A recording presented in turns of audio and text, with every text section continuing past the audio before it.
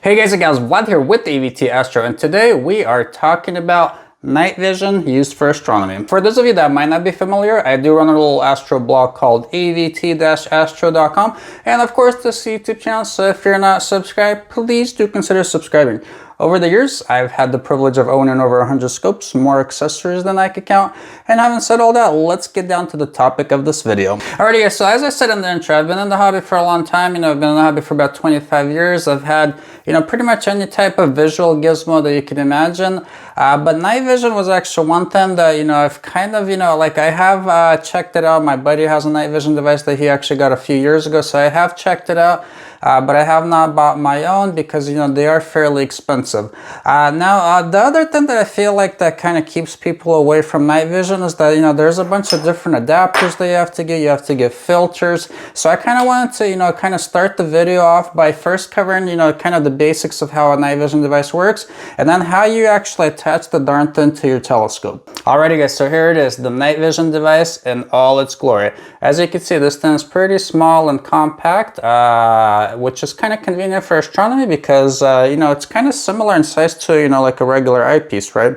Although originally, obviously these were not designed to be used for astronomy use. They're actually designed to be used by the US military.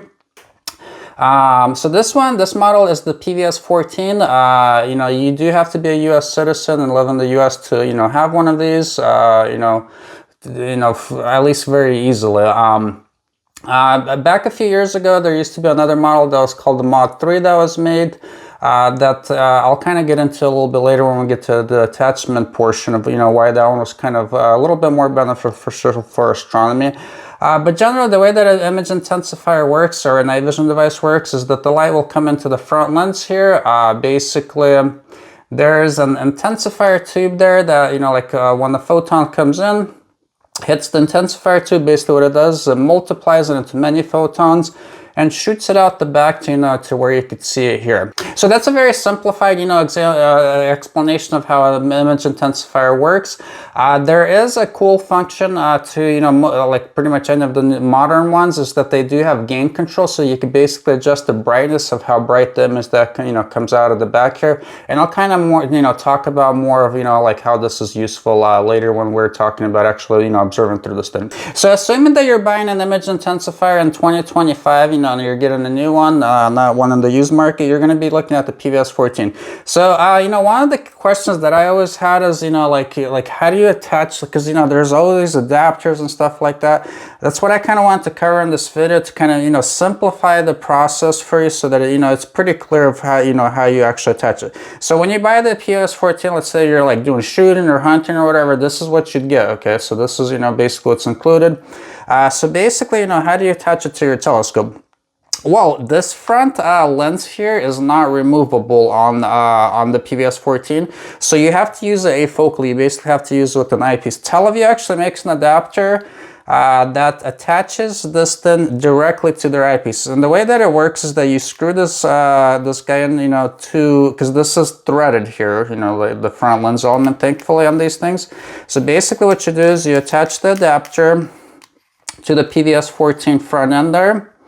And then what that allows you to do is teleview eyepieces, if you remove their eye cup, off of them, they kind of have the slip. A lot of their eyepieces do, and it's thankfully the same diameter on a lot of their eyepieces. They have a chart. I'll post a link, to it in the description of, what eyepieces are compatible with this.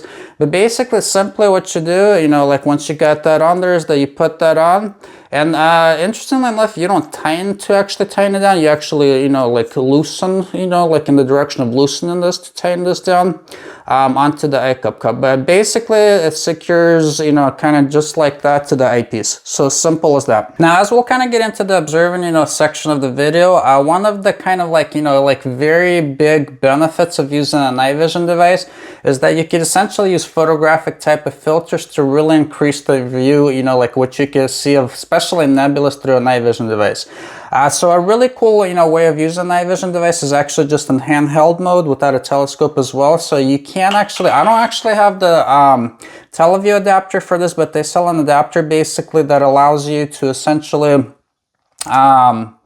basically attach a 2-inch filter, you know, directly to the PVS-14 with, you know, so you'd still use the eyepiece adapter, which basically adapts it to a 2-inch filter. I actually, you know, interestingly enough, I had a Meade eyepiece that kind of, you know, like the elements were bad on it, so I was able to use a piece of it to basically use the same function. But basically, you know, TeleVue does make an adapter that works the exact same way, that allows you to screw in the 2-inch filter, you know, directly to your night vision device.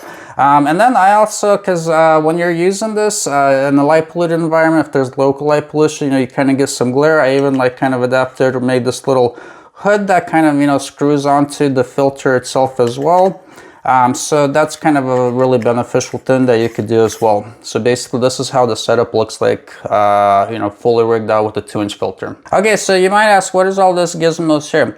Well, these are actually some 3D printer adapters that I, you know, like I kind of got before I got like the actual adapters. So you can actually use this. So this is actually a 2-inch adapter to use a 2-inch filter, you know, so I 3D print this. So if you have a 3D printer, you could also do that. So this just kind of slides onto here.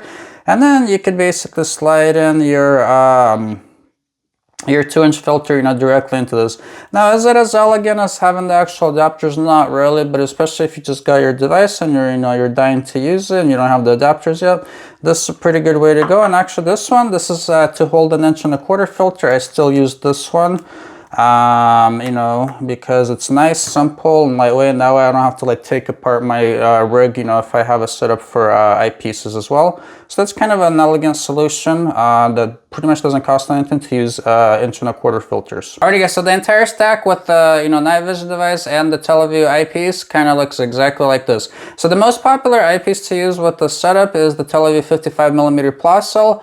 They also sell an adapter, which is actually already installed on here. It's just like a little lens that screws onto the top of the eyepiece to convert it to a 67mm eyepiece. Why is that? Because basically with night vision, you want as fast of optics as you could get, and having the 67mm focal length on this is very beneficial. It gives you a very wide field of view, as you'll see when we get to the observing section. So basically the other, you know, kind of like rig that I have here is that this is essentially, you know, a regular 2-inch star diagonal. So kind of, you know, this is the Denkemeyer power switch diagonal that allows me to put in filters, you know, and also image magnification as well, which makes it a lot easier to kind of, you know, use the night vision device, because typically you use a H-alpha filter, and you use an IR filter depending on what you're observing, as we'll kind of get into right now in the observing section of the video. Alrighty guys, welcome outside. So here where we are looking at my observatory in the dark. Boom, night vision engaged. So as you can see, it's a pretty big difference, and this is, you know, about what you can see with the eye. I just wanted to kind of, you know, like start off by saying that the night vision devices you can see that I have is a green phosphorus. The newer ones are white phosphorus, which are going to be, you know, they're kind of a personal preference, but overall they're considered to be better. The specs on mine are not amazing, but they're also, you know, pretty much astronomy spec, besides the signal and noise ratio is kind of lower on my device.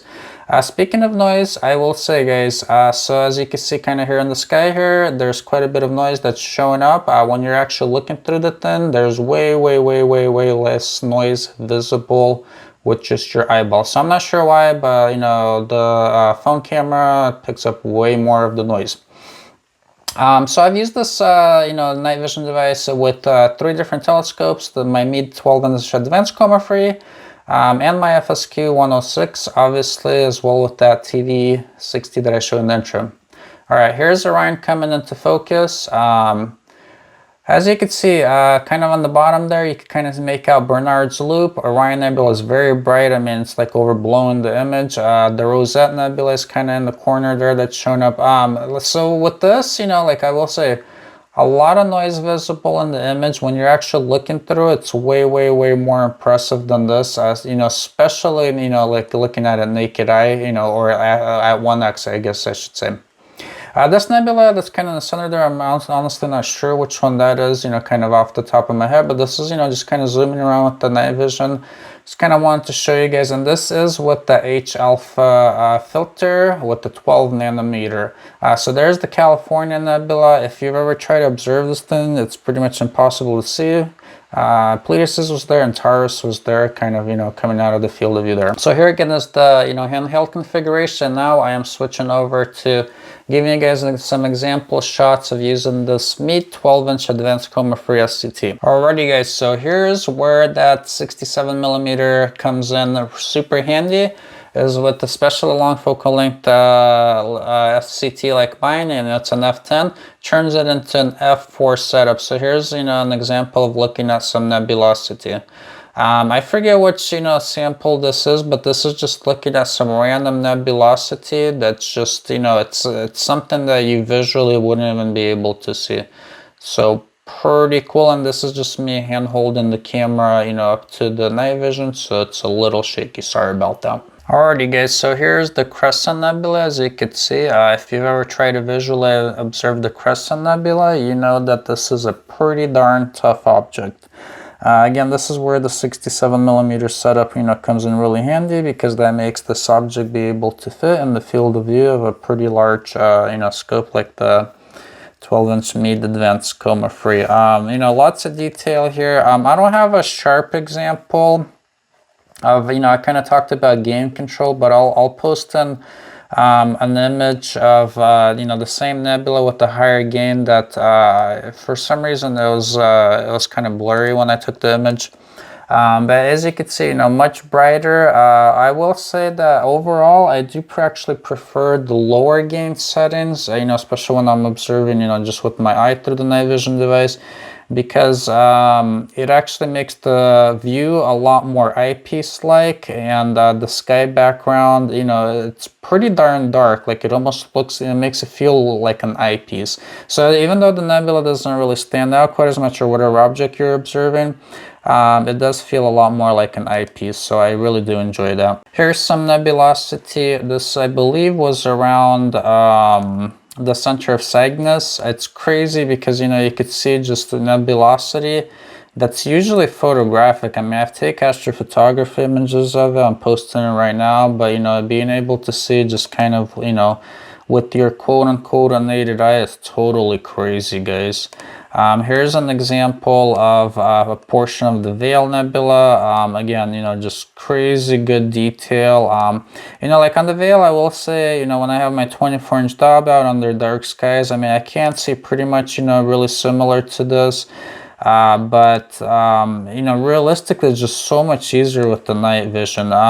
Here's a portion of the North American Nebula. This one I don't have a good picture of with the FSQ, but you could actually fit the entire nebula with the FSQ. So yeah, that's one of those objects that you can visually see with an O3 filter from a dark sky site, but it's just so much better with the night vision, honestly. Here's an example of the ET cluster, the OWL cluster, and Cassiopeia. You know, most people are probably familiar with this one. This one, you know, like, it looks pretty cool through night vision. Honestly, it looks better than this picture. But overall, this is one object that I would say, you know, does look better just purely visually, for sure. Honestly, even with the small telescope, but certainly with the Meade 12-inch advanced chroma-free. All right, and here's an example of a galaxy. This is an Edge-on galaxy. This is NGC 891. I believe this one's in Andromeda. Visually, guys, if you've ever tried to observe this, this is a really tough object, even from my decently dark sky. With the Meade advanced chroma-free on this particular night, I could, you know, just barely make it out. With night vision, especially that dark lane did become more clear. As you can see, you know, I did post in 2 examples of different gains, and then here's a clip of the galaxy of kind of the live view. Again, the noise is much better just looking, you know, kind of directly through the device itself. Alrighty guys, so what do I think about night vision now that I've kind of experienced, you know, for probably like around 3 months already is what I've had the night vision device.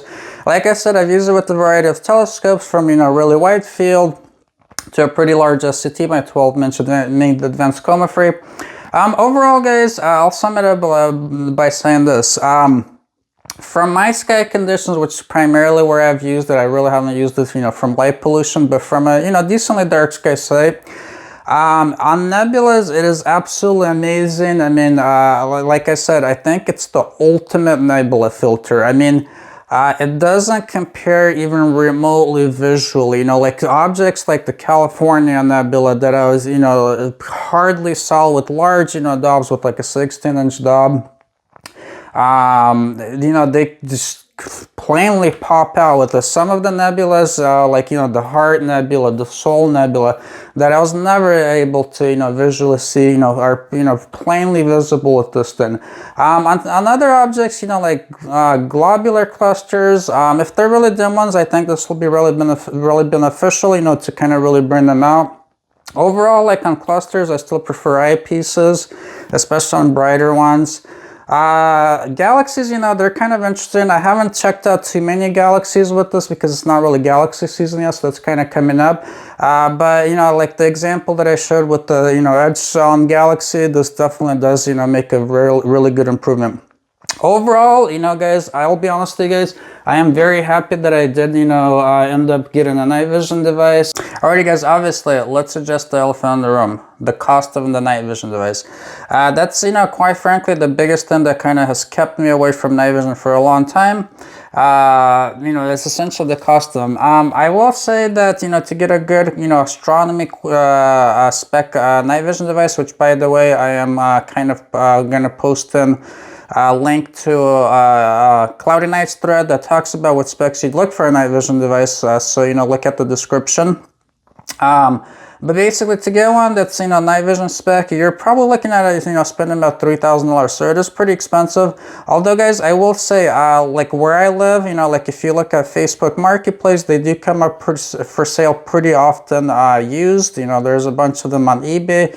So you could definitely get, you know, one for less than $3,000. In fact, if you look around, you know, for like if you got the time and you're not in a hurry, you could probably get one for less than $2,000. So it's not cheap, but, you know, it's, you know, like it's like realistically, if you're already running at those eyepieces, I mean, it's not that much more expensive to add the capability, basically. It does, you know, I feel like it just kind of adds like another, like essentially like eyepiece, you know, like, you know, per se to my like arsenal, or maybe like another filter, you know, is another way to think about it. So it's definitely not going to replace my, you know, like regular eyepieces or even like EAA, but it does give you just like another toolbox, or not toolbox, another tool to use to really kind of experience, you know, everything that the sky has to offer. So anyhow, if you guys have any questions, comments, or anything like that, please leave them in the thing below. And if you guys are not subscribed, of course, please do consider subscribing, and I'll see you guys in the next video. Bye.